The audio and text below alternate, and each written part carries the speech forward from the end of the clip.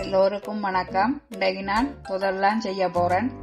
அதுக்கு நான் பச்சை அரிசி, சிவத்த பச்சை அரிசி ஊற வச்சிருக்கிறேன் அரமணத்தியாலமா. இப்போ இதை காய வைப்போம். இதை நான் அரிசி கழுவி போட்டு இந்த ஸ்ரீமரில் நான் தண்ணி வடிய வைக்கிறேன். வடிச்சா பிறகு ஒரு 10 நிமிஷம் தண்ணி வடிய வச்சுட்டு பிறகு காய வைப்போம் கொஞ்ச நேரம். இப்போ பாருங்க, நான் அரிசியை ஒரு துணியில் காய போட்டுருக்குறேன். இதை மிக்சி கப்பில் போட்டு பவுடர் ஆக்குவோம். ஓகே, பவுடர் ஆக்குவோம். இப்போ அரிசியை மாவாக்கி ஆச்சுது. இனி இதை அரிச்செடுப்போம்.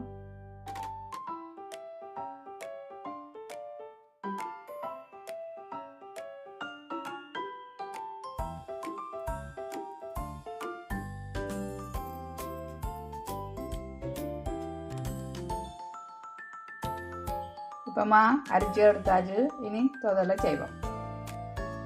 அரிச்சு எடுத்தாச்சு. அதுக்கு நான் சர்க்கரை எடுத்து வச்சிருக்கிறேன். ஒரு பிஞ்சு உப்பு போடணும். அது உப்பு, வறுத்த பயறு, சவ்வரிசி, கொஞ்சம் கறிப்பால், இவ்வளவுதான் தேவையான பொருட்கள். வாங்க இப்போ தொதலை செய்வோம்.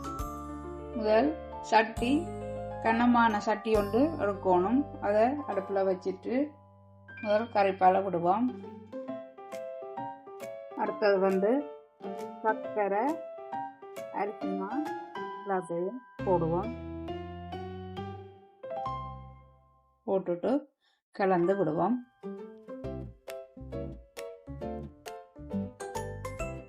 கலந்து போட்டு அடுப்பை போடுவோம். மெல்ல மெல்லமா கிண்டுவோம்.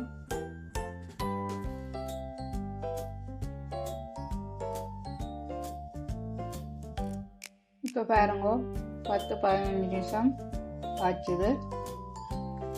இப்போதான் சூடேறி கொதிச்சு கொண்டு வருது, கொண்டு வருது. இப்போதான் கைவிடாமல் கிண்டாகணும். இது இப்போ 20 நிமிஷமா நான் இதை கிண்டி கொண்டிருக்கிறேன்.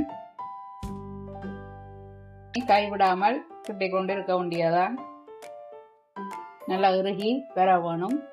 இப்போ எண்ணெய் பிரிய வலிக்கிட்டு எடுத்து வறுத்த பயறு போடுறேன். அடுத்தது சவ்வரிசி கொஞ்சம் போட்டுதை கிண்டுவோம். இப்போ பாருங்க, கலர் மாறிக்கொண்டு வருது. இன்னும் கொஞ்சம் கிண்ட கிடக்குது. எண்ணெயெல்லாம் தெறிச்சு பறக்குது. வாசத்துக்கு ஏலக்காய் பவுடரை போடுவோம். இப்போ பாருங்க, எண்ணெய் பிரிஞ்சு ஒன்றுக்கு இந்த எண்ணெயை கொஞ்சம் எடுத்து விடுவோம். இப்படி அமர்த்தி நான் ஒரு பிஞ்சளவு உப்பு போடுறேன். அப்பதான் அந்த சுவையை கூட்டும். முதல் சாப்பிடக்குள்ள இனிப்பும் அந்த உப்புண்ட தன்மையும் சேர்ந்து ஒரு சுவையை தரும். என்ன கிண்டி கொண்டிருக்கிறேன், அளவு சொல்லலைன்னா நான் பார்க்குறீர்கள். இதுக்கு நான் சிவத்த பச்சை அரிசி ஊற வச்சு 250 கிராம் எடுத்த நான் பவுடர் ஆக்கி, 1.5 லிட்டர் தேங்காய் பால், 50 கிராம் ப்ரௌன் சுகர், 50 கிராம் சவ்வரிசி, 50 கிராம் வறுத்த பயறு, ஒரு பிஞ்சு உப்பு, சர்க்கரை 750 கிராம், மற்றது வாசத்துக்கு ஏலக்காய் பவுடர் ஒரு டீஸ்பூன் போட்டேன் நான். இவ்வளவுதான் இதுக்கு தேவையான பொருட்கள். இப்போ பாருங்க, எண்ணெயெல்லாம் பிரிஞ்சு வந்துடுது. இது இப்படி அள்ளி எடுக்கக்குள்ள இப்படி வர வேணும்.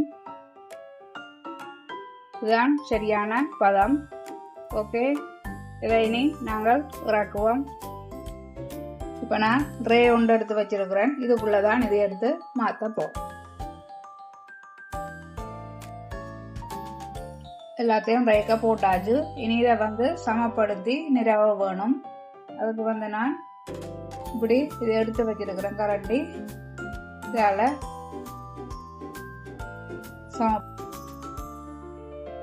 இப்படி இதை சமப்படுத்தி போட்டு இனி நாங்கள் ஆற விட்டுட்டு துண்டு துண்டா வெட்டி எடுப்போம். இப்போ பாருங்க இங்கிட்ட தொதல் ஆறி எடுத்து இதை வந்து நாங்கள் இனி வெட்டுவோம்.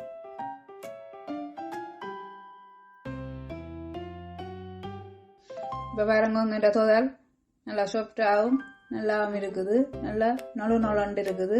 தொதல் வந்து நொண்டு தான் இருக்க வேணும். ஆகலும் இருக்கக்கூடாது. பாருங்க இப்படி இருக்க வேணும். நல்லா சாஃப்டாக இருக்குது. இருந்தால் அது மஸ்கேட்டாக போயிடும்.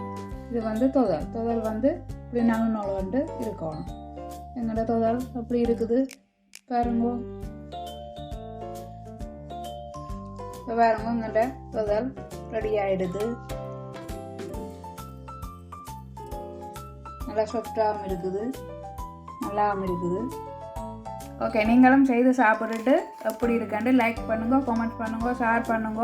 கன பேர் புதுசாக பார்க்குறீர்கள் ஆனால் சப்ஸ்கிரைப் பண்ணல. தயவு செய்து சப்ஸ்கிரைப் பண்ணி நீங்கள் வந்தால் உங்களுக்கு இந்த வீடியோக்கள் வந்து கொண்டே இருக்கும்.